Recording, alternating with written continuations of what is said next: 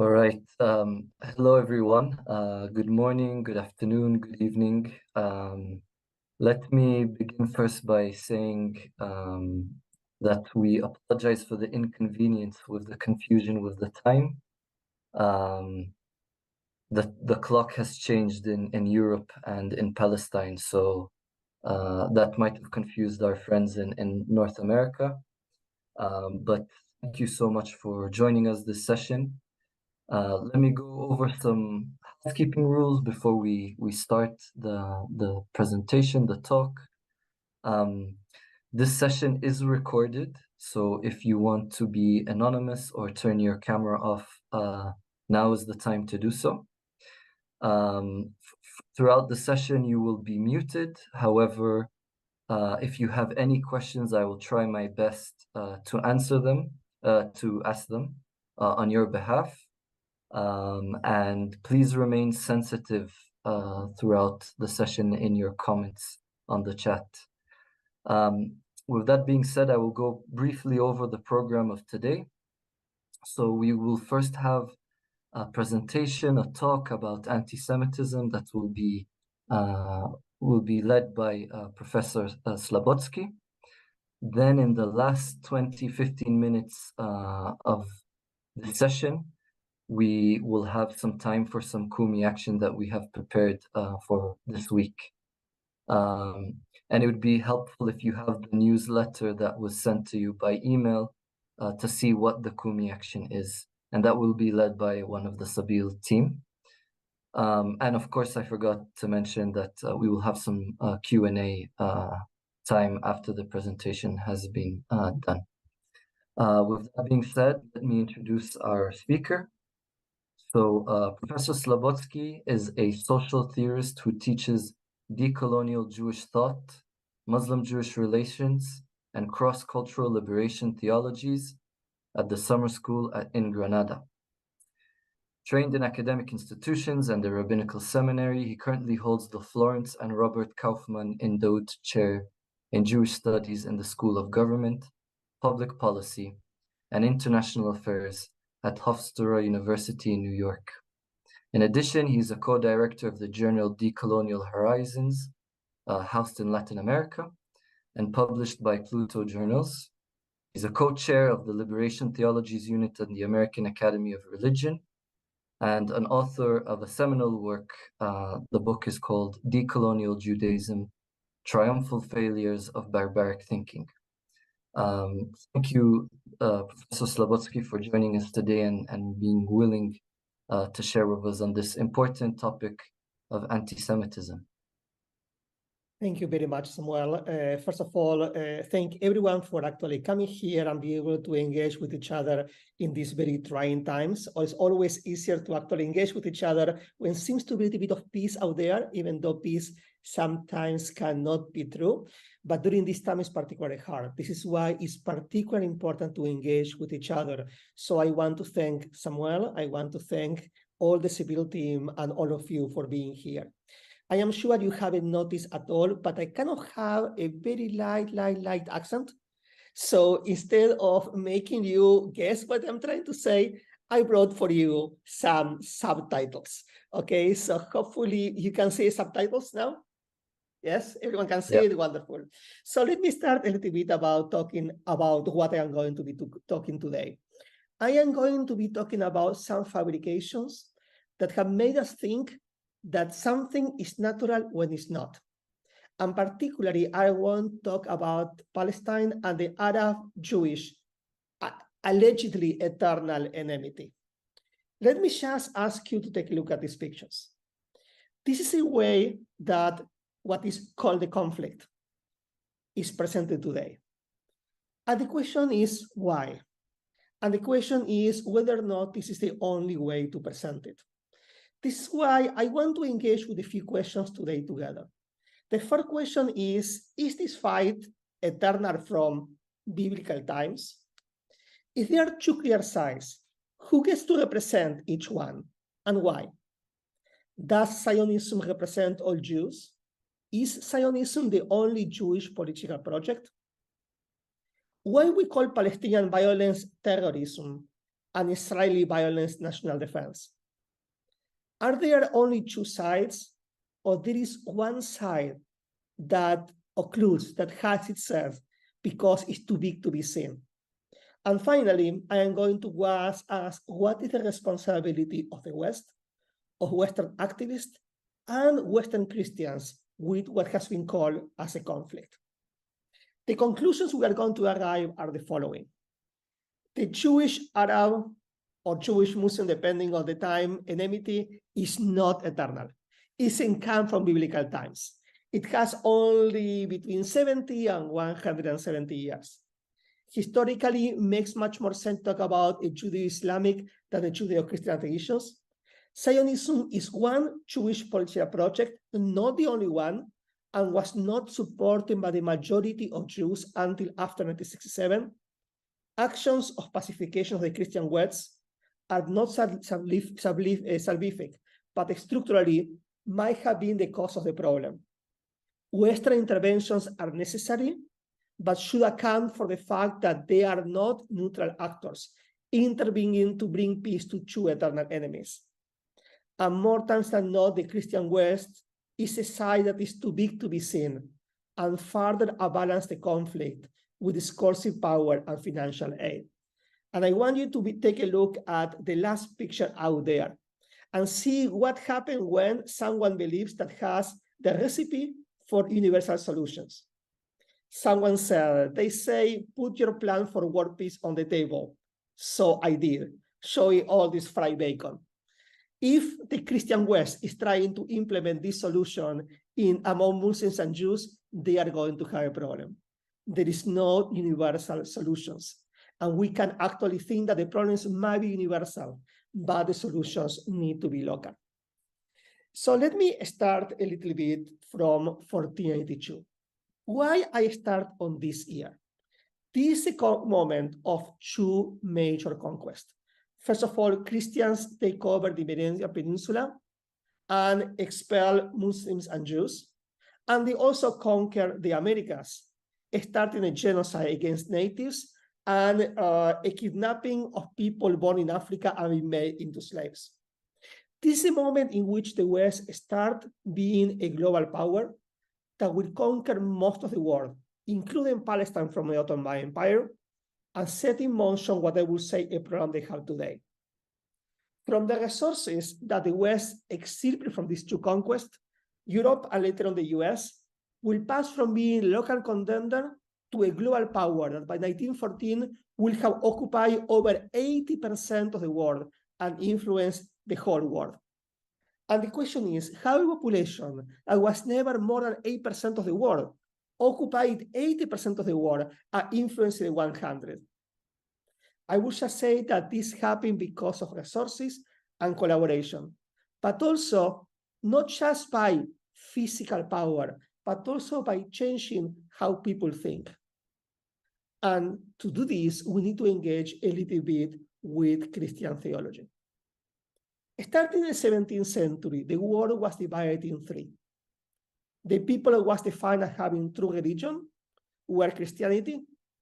This community has been presented as endowed with the ultimate truth that must bring the world to religious salvation, and later on cultural civilization, economic development, and political democratization. As such, any act of violence is going to be considered redemptive. And where there are accidents, they were going to be considered collateral damage. Some people were going to consider having false religions. Those communities were going to be defined as having the wrong path, that have consciously rejected or betrayed ultimate truth, and are either stuck in time or actively working against civilization with open war or conspiracies. As such, their violence is going to be considered terrorist.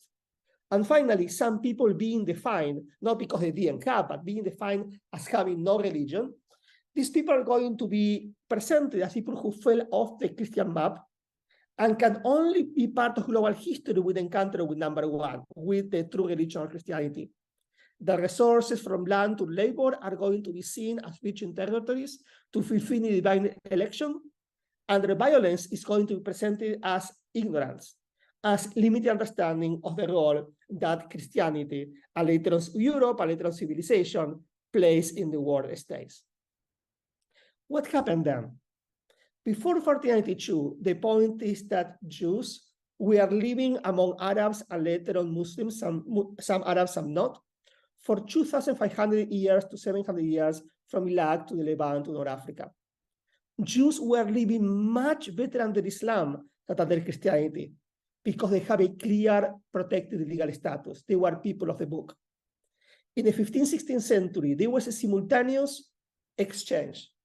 While Jews and Muslims were expelled from Christian Spain, Turks, a little bit before, were going to take over Constantinople or Istanbul. Between the 16th and 18th century, Jewish population in the Ottoman Empire multiplied by 8 times. Why? Because all Jews who were suffering in Christian lands, they moved to Muslim lands. If Jews and Muslims have been hating each other for biblical times, why so many Jews wanted to live in Muslim lands? Something of this idea of eternal hatred just doesn't work. Even more, between the 18th and 20th century, Arabs who underrepresented Islam and Jews were actually co-racialized by the Christian West. Jews were called by luminaries of Western thinking as having Oriental spirit, Hegel, being a Palestinian race, Kant, being Asiatic refugees, Herder, or being Semitic barbarians, Hume. This is why Palestinian Christian Edward Said writes that anti-Semitism, and as I have discussed in Islamic branch Orientalism, resemble each other very closely in historical, cultural, political truths that is only to be mentioned to a Palestinian for its irony to be perfectly understood. From Muslim Spain to Berber Muslim Maghreb or North Africa to Ottoman Empire, Muslim lands served as refugee for persecuted Jews. So the idea that Jews and Muslims hate each other for a long time, it just doesn't work. It is true, Jews were not a first-class citizens. By the way, in the empire, very few were first-class citizens. They were people of the book, and as such, they have some privileges and some have some limitations. But if you find in the records, Jews belong to every level of society, from high doctors to the sultans to farmers. That helps us to understand that Jews, under Islamic rule, they were integrated into all the levels of the Ottoman society. So what changed? Is Muslims and Jews have lived next to each other for such a long time. What changed? Something happened in the first decades of the 19th and later in 20th century that will actually create this eternal enmity between Jews and Muslims. In the 19th century, around the 1820s, 1830s, the West are going to start to colonize North Africa and later on the Middle East. And they practice a very common strategy of dividing the population. How they did that? They raised some elites against the majority of the population in order to help them to rule since they were a minority. This happened with Jews in North Africa, but not only. It happened with Christian Copts in Egypt, happened with Tutsis in Rwanda, happened even among certain native communities in also the Americas. And as such, there was a first small break in which the enmity between Christians and Muslims was created by a colonial Christian West. Even in the 20th century, this break was not complete. And I will actually argue that actually this hasn't happened until the Al-Nakba in 1948 and the Middle East crisis in 1956. Until the 1940s, Jews did have many political projects and not only Zionism. We know in the West that many Jews were engaged with what we call socialist or anarchist projects, especially internationalist projects. But in the Arab world, they were engaged with decolonization, they were engaged with international revolution. Let me give you some examples. In Egypt, a Jew, Yaakov Sanua, there's a misspelling there, is Sanua or Abu Nadara, in the 80s proclaimed Egypt for Egyptians. If Jews were not considered Egyptians, what he will coin the slogan. In Morocco, during especially the later bit before and after the Second World War, who will become the Sultan Mohammed V is going to be called for a Muslim Jewish Berber national movement in Morocco against colonization. If Jews were considered Westerners, if Jews were considered allies to natural allies to Western Christianity, why Mohammed V is going to be called that? In Iraq, this has been a very ancient community since the exile in Babylon, pre-Islamic, and they were invaded by the culture and politics of what is called Arab Judaism. Even more, we go to Europe and the case of Albania.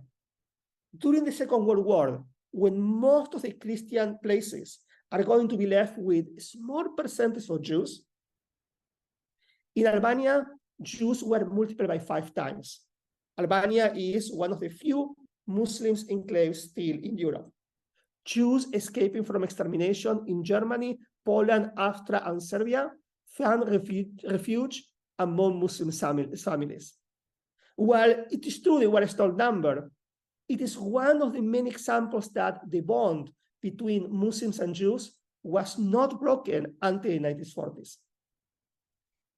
So the project that generated this idea of eternal hatred between Muslims and Jews is less than 200 years. And the naturalization happened only 70 years ago. It's not eternal. It is an aftermath of colonial fabrication from North Africa to the Middle East to the West. So now I want to reimagine how to reimagine a new relation between Arabs and Jews, between Jews and Muslims, between Jews and Arabs, between Muslims and Jews, that take into account the responsibilities such as colonization, negation, oppression of Palestinians, but actually remembers this story. So why the break happened?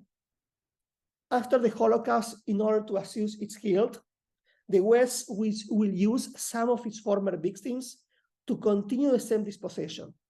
So it's going to construct a new idea of a Judeo-Christian tradition that, by the way, originally was an anti-Semitic term, occluding the Judeo-Islamic tradition. Israel will uproot most of Jews from the dangerous Balkans, Maghreb, and the Middle East, will, as we know, expel Palestinians from their land in Palestine, and eventually put them, some of them, under colonial military regime, and also bring these Jews who have been uprooted, these Arab Jews, and present them and set them as second-class citizens of the Jewish state. The point here is that there is an invention here. There is a fabrication. There is something we give for natural, but it's not. Imperial powers not only created the division, but also now present themselves as arbitrators. They are not just 2 sides. They are at least 3. And one of them, the Christian West, is a side that is too big to be seen. How unfold politically? In 1956, we are going to have a major crisis where Israel is going to ally itself with Western powers against Egypt and Palestine. That will provoke an exodus of Jews from North Africa. In 1967, there is going to be narratives of a new Holocaust that made Jewish youth in the US and later worldwide support the Jewish state, that they were not completely interested to support that before. And between the 1970s and 1990s, in the Cold War context, there is going to start to be a new consensus. Israel is going to represent the redemptive Western defense, and Palestine is going to represent terrorism. And this was supported by heavily institutionalization. Between the 2000s and today, I would say until a few weeks ago, it seems that the Jewish youth was starting to wake up.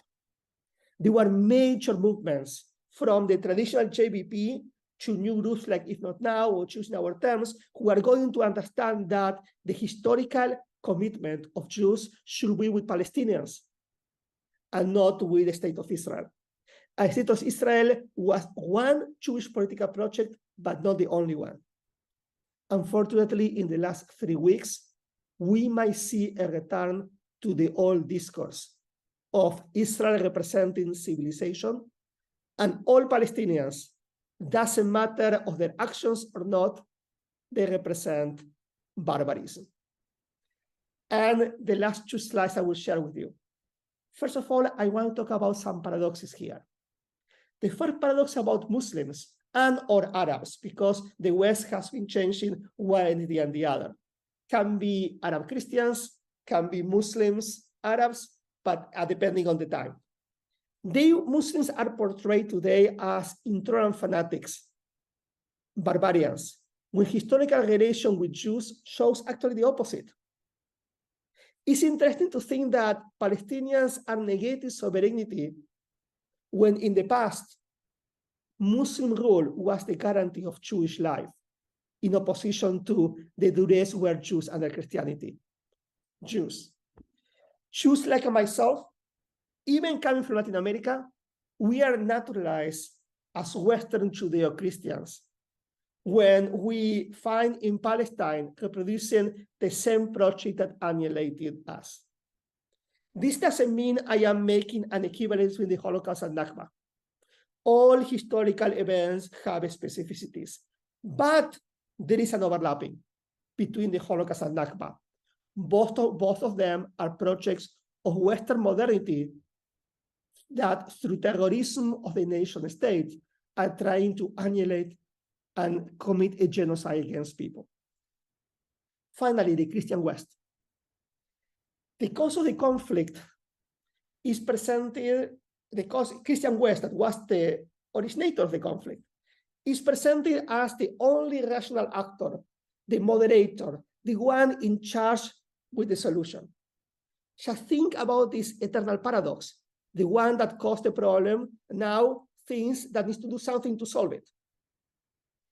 Christian Palestinians generally are only recognized as actors to be saved, not as when they are not negated, not as actors of the process, which much more in common with Muslim Palestinians than with Western Christians.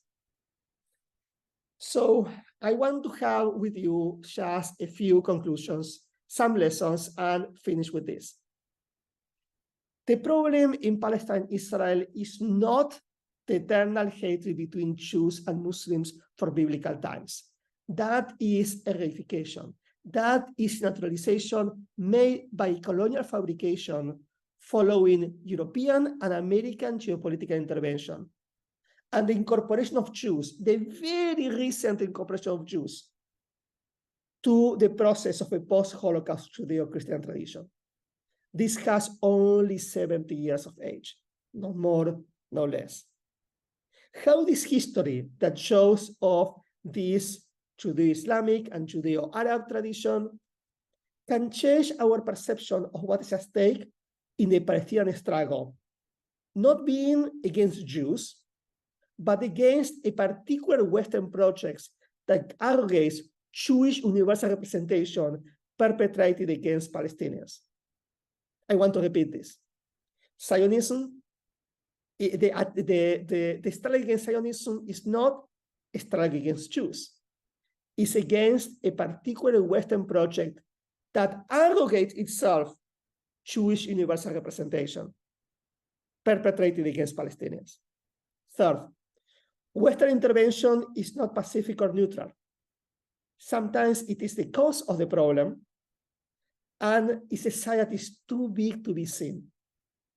Given its power, it is necessary, and I will encourage you to act. I want you to act, but also I want you to think when we are acting about those history and don't claim objectivity. The sides will not be and should not be about identities. Western Christianity has arrogated itself the superiority of the right path. And actually, that is the cause and not the solution for the problem. I want us to think not about public policy, not about the geopolitics of the Christian West, that they're always going to have a different kind of intention, but look about what grassroots movements are doing in order to commit to a different solution that takes into account values and not just geopolitical interests. So with this, I just want to close my presentation. Thank all of you for your patience, and I am truly looking forward to your questions and our conversation. Professor Slabowski, thank you so much. That was so important, I think, for myself, and I'm assuming for others, to understand that when we're calling for a ceasefire, it's not only through missiles, but it's also thinking and ideologies and the way we portray the narratives and the way we need to unlearn certain concepts and certain narrations. I am asking for the attendees here, if you have any questions, I will try my best to ask them on the chat, so please do so now.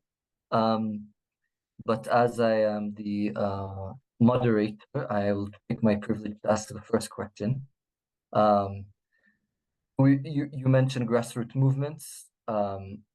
We are witnessing Jewish Voice for Peace. We are witnessing various grassroots movements amongst Jews who are advocating for decolonization, for justice for Palestine. Can you speak a bit more about those grassroots movements? What significance do they bring beyond, as you said, the geopolitical side of it? Thank you so much, Samuel, for this. Let me just write in the text two concepts that I want to depart from.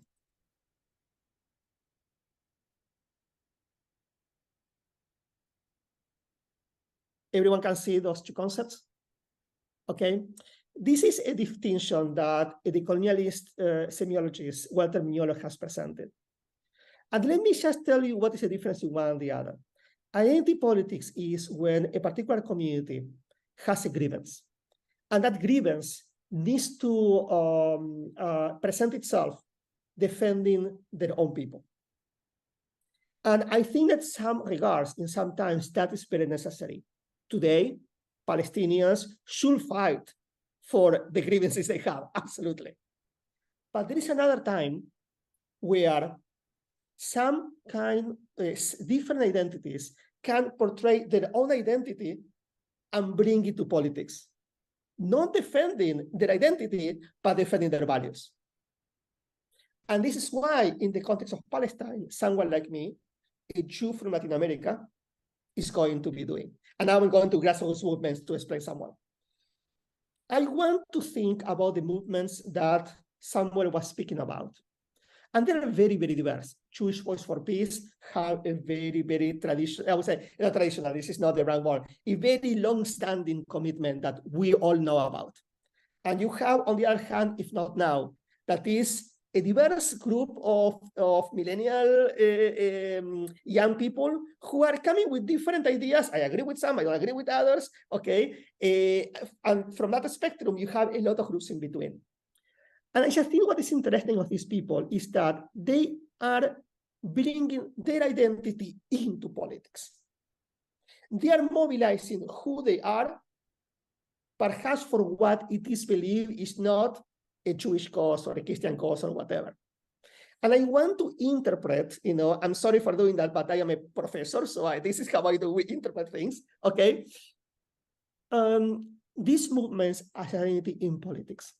Those who have understood that identity is not limiting from your possibility of action, but identity informs your action, but you need to act according to values.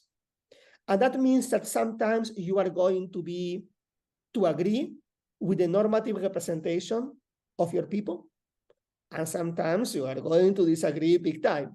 If you are like me, you are going to disagree most of the time, but this is something I might talk to a therapist, not to all of you. So the point here is to make this distinction many times is being erased. Communities shouldn't leave behind their identity in order to engage in real struggle. One of the major problems of modern thinking is they divorce mind and experience, as if we all need to see thinking the same way, independently if you are a Palestinian from Jerusalem or you are an American Christian from New York. The same. Objective things. I say, no. We all come from different experiences. We all come from different structures. We think differently, but we can think with each other. So I believe the grassroots movements are, or were until very recently, and I believe something is changing, you know. Until very recently, they were growing and growing among especially the Jewish youth. I was 3 or 4 years ago in a lecture organized by a very conservative Jewish magazine. And there were 2 people talking to each other. They were very, very, very hardcore normative Jews, you know. And one of the other said, these kids who are anti-Zionists, we should just denounce them and, you know, like that. And the other person who was very, very strongly say, well, wait a second, you are talking about my stepdaughter. So you have in this debate, these old-style normative Jews having said, well, wait a second, okay, my stepdaughter is struggling with all her forces for what she believes. I don't want to raise her. So you will start to see some breaks, what I call cracks of the system. The system touches everything, but it's never complete. It's never hermetic. Until very recently, until 3 weeks ago, I would say, these cracks were happening everywhere. I will just say that things are changing. I am seeing that this course of 1967, the idea that Jews, a new Holocaust is coming, Jews are the powerless of the world, we have solidarity with everyone, but now it's solidarity with us. That discourse is that they are historically inaccurate, their naturalization of reification of history, they are coming back. What is going to happen? I don't know. As a prophet, I am a very good professor. Okay, I have no idea what's going to happen in the future, absolutely no idea. And every time, if I tell you to bet for a number in the lottery, please bet for the other one, because I always really, really bad on this, okay? But so I don't know what's going to happen, but I can detect certain movements of discourse. And I believe that I was very positive of what was happening of these communities and in politics until very recently. And now I am a little bit more concerned. I definitely see the links between the discourse of what happened in October 7th and in 2003. That same kind of dichotomy, even 67 and beyond, you know, it's still in place. And I think that's why it's even more important to have these kind of conversations. So identity politics, identity in politics. How do Westerners, or I'll read out the question. What role do you really realistically see for the West? It's never been an honest broker, neither losing sight of their own interests, such as oil. Israel is used by the US to continue control in the region. So how would you see the role of the West currently? What can they do? So, as I told you before, nobody thinking from space. We all think where we are. And I am coming from Latin America, an area that has been used and reused by US foreign policy, once and again, as many of you know. And once they asked an Uruguayan thinker I really like very much, Eduardo Galeano, who is the author of The Open Veins of Latin America, they asked, if you can talk to US presidents, what you will ask them? And the answer was, please stay away. I am also sure that the answer for Latin America is the same answer we should have for Palestine-Israel. Not so sure about that, okay? Things need to be translated, adapted to different circumstances. I just think we can extrapolate a bit more the American structure more in the Latin American Israel-Palestine. But there is something about, someone was talking before, sorry, I couldn't read very well about humility. I would like to have geopolitical humility, understanding that the West can act, should act, but the West is acting. And as such, acknowledging what the West has done and the limitations is a first step. I'm sorry for being very negative right now, but it's hard to be positive. I do not see much constructive actions from the West at the level of government, at the level of policy, at the level of Congress. At the level, I don't see anything there. From grassroots movements, it's a different story, because we have been creating transnational grassroots movements for a long time, and we should continue. But at the level of government, I would just say I am not very positive. And I would just say, I will just go with Galliano to stay away. Not because I think they will, but at least they will think twice what they are doing. And they will do it anyway, but at least they will think about it. Thank you. There's another question that says, can you explain these two terms? You use normative Jews and Jewish universal representation. Very wonderful. So thank you so much. Now I'm seeing the question. So thank you, Elliot. I don't know. Can you raise your hand, Elliot? So I see you. Okay, I don't see you now, but well, Elliot, thank you so much for that question. So what I talk about normative Jews is the way that the West present Jews, and the Jews that somehow have the authority of representation of global jury. Most of the time in Jewish history, that representation had to do with the place where Jews had the most power. So at some point might have been what is Palestine. Another point was Babylon. Another point Rome. Another point Spain. Another point France. Another point now the US.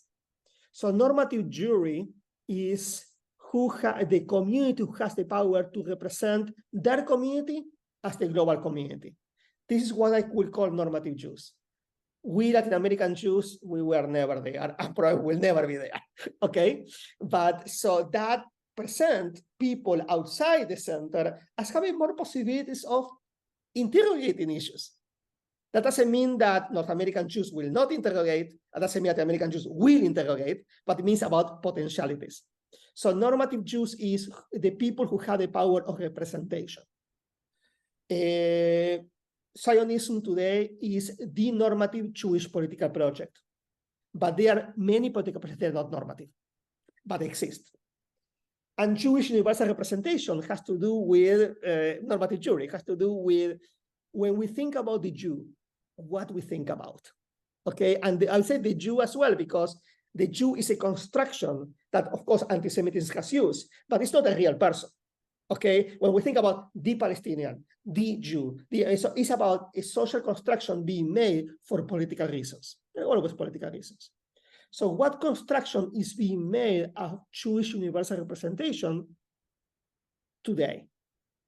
And I think this representation is not something I myself, an Argentinian Jew, feel comfortable with. This is part of my work on confronting these discourses.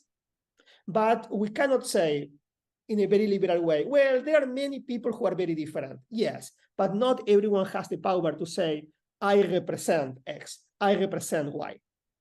So Jewish universal representation will be that portrayal that has the most power. Today, being a Christian universal representation is being Western. So, but what happened with Chinese Christians? What happened with Middle Eastern Christians? Well, but yeah, they are other stuff, but they are not the universal representation.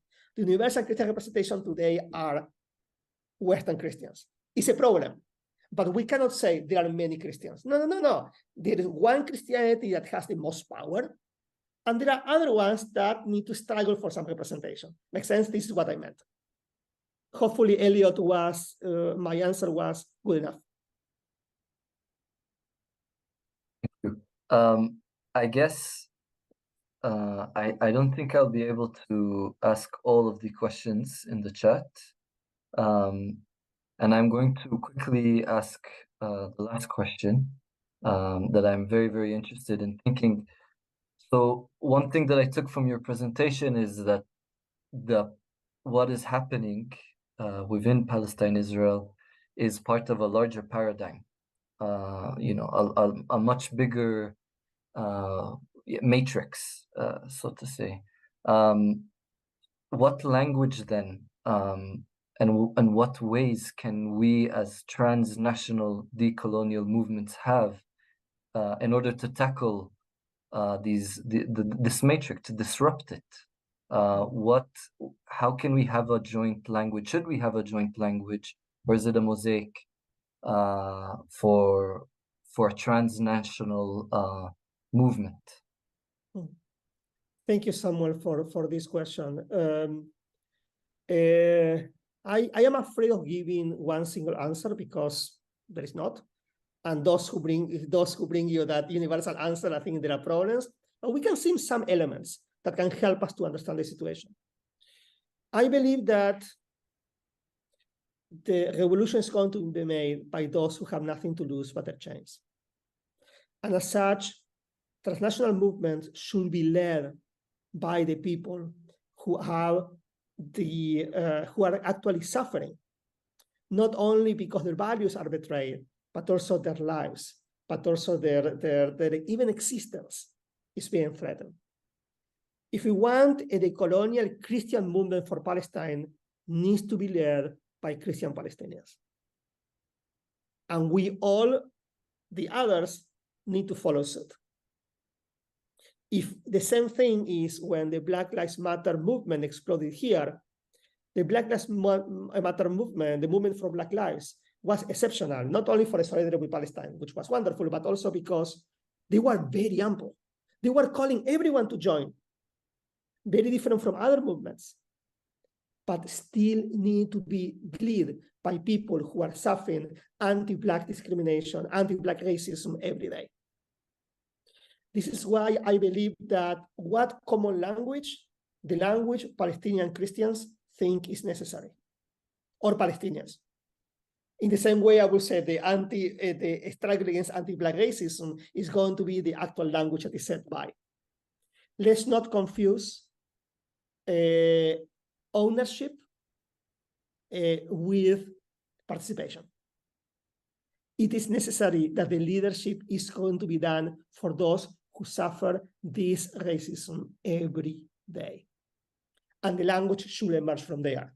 Myself, as a Latin American Jew, I am going to learn from Palestinians, Muslims, Christians, and others.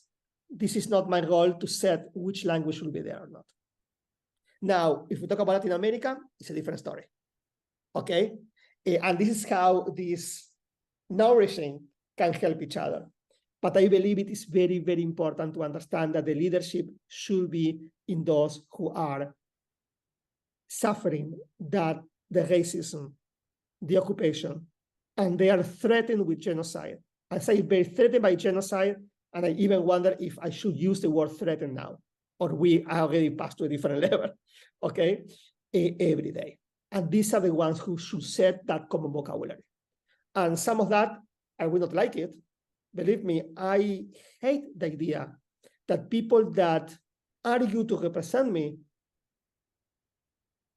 are committing a genocide.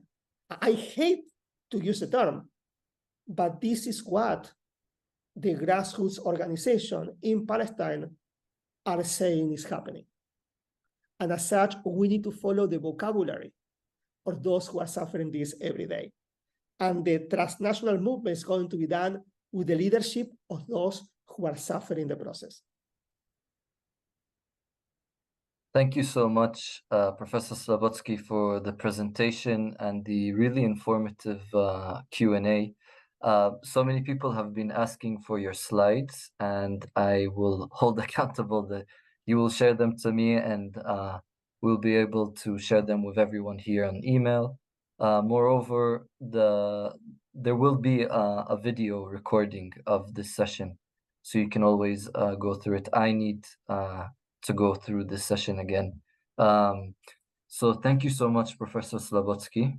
We really appreciate you coming and giving your time to give us this important presentation. I will now, I don't know if Omar is here. I will now let Omar lead us within our Kumi action of this week. Thank you, Sam.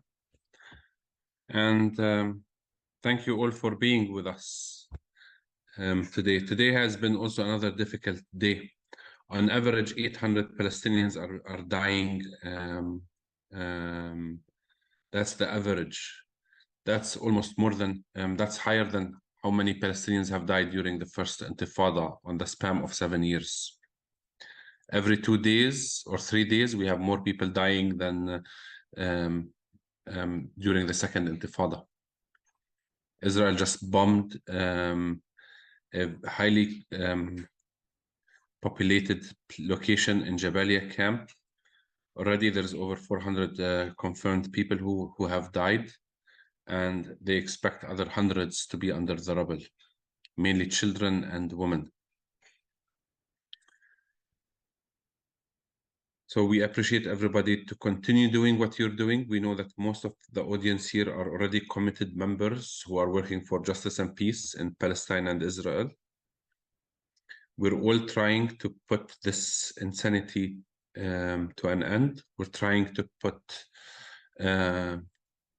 common sense into the minds of the decision makers, which seems to be a job impossible.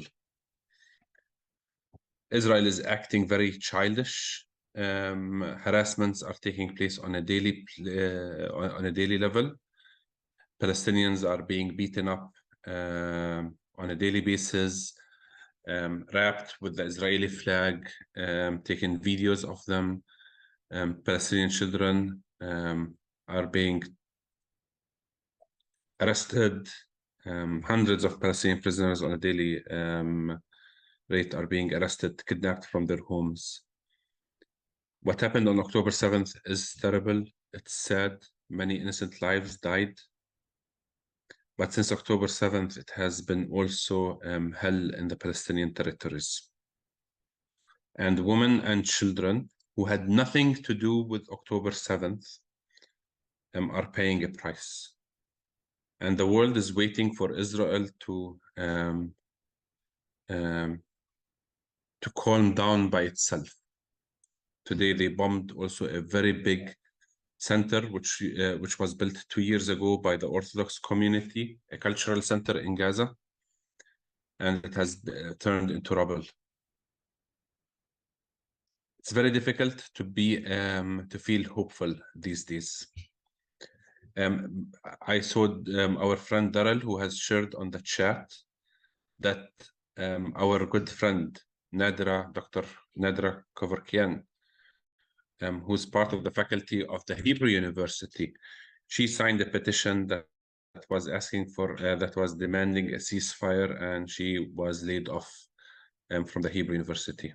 So Ryan, if you're able to share that the actions, share screen, we'd like you to send 2 emails mainly today. And not only this, encourage others in your network to send emails. Emails are powerful. They show that that people care, people know, and people are watching, so that we can hold people accountable. So almost a week ago, Palestinian Christians, theologians, activists, and Christian organizations signed a letter, which is located on Change. It is already, it's on the website of Sabil and Fazna, but we're going to put a link on it on the chat. And this website, and it's a petition asking our church leaders, whoever your church leader is, to respond to the call of Palestinian Christians who believe that most of the Western churches, sadly, are being silent or complicit with the attacks on Palestine in Gaza. We want church leaders to speak for an urgent ceasefire, whether it is temporary, whether it is permanent. We need a ceasefire now. We need to stop the insanity and the loss of lives as much as we can. So please amplify your voices and push your church leaders to speak openly and demand a temporary or a permanent ceasefire. As simple as this. And please ask your church leaders to respond to the call of Palestinian Christians who are asking. In 1948, Palestinian liberation theology started because we were confused. The Bible was used to justify our oppression. In 1948, there was no Palestinian theologians, there was no Palestinian institutes, and we were overwhelmed, and we were allowed, and we couldn't do anything to the bullying of our brothers and sisters as they bullied us using theology and using the word of God. 2023, it has changed. We're able to respond, we're able to ask, and to look church leaders in their eyes and say, this is unacceptable. So please push church leaders, Christian organizations to respond to the call of Palestinian Christians. We've already sent the action by email during the newsletter. If you're not receiving it, you can sign the petition. It is already here on the chat. So please, if you haven't signed it already, please do. And if you're able to share it with others to sign it, please have people to sign it and to send it.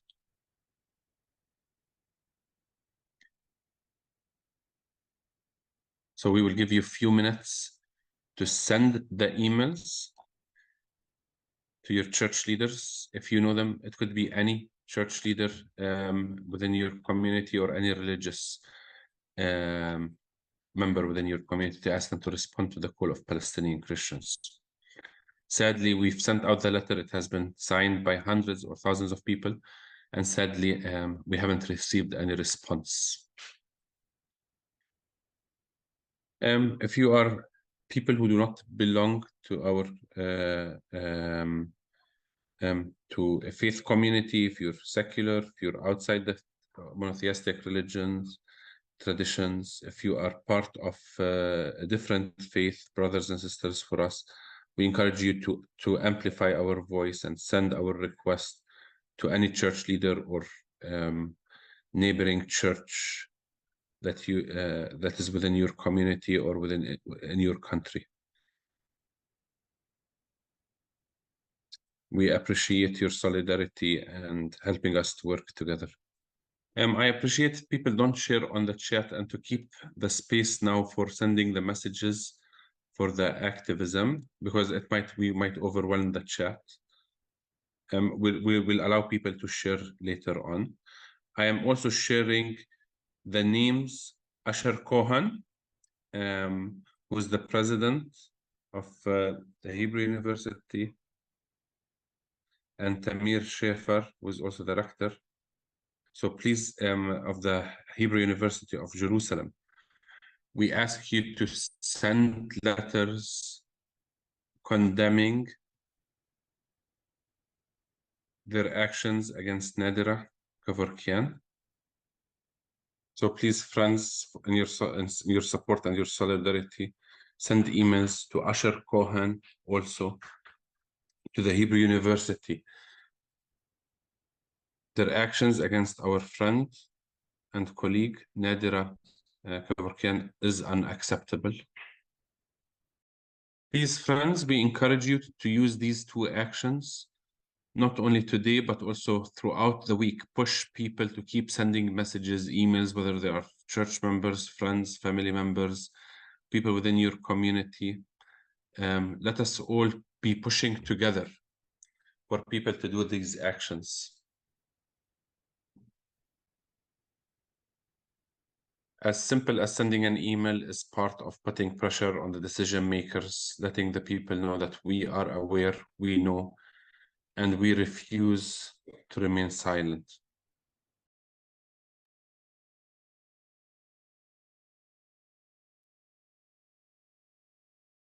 Thank you.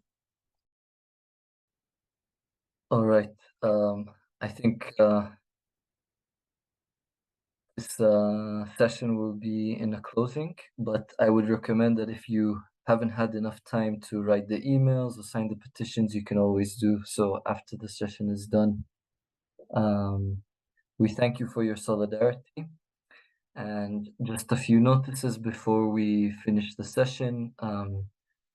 For those interested in the Sabil Thursday services, we will have a reflection led by Reverend Fadi Diab.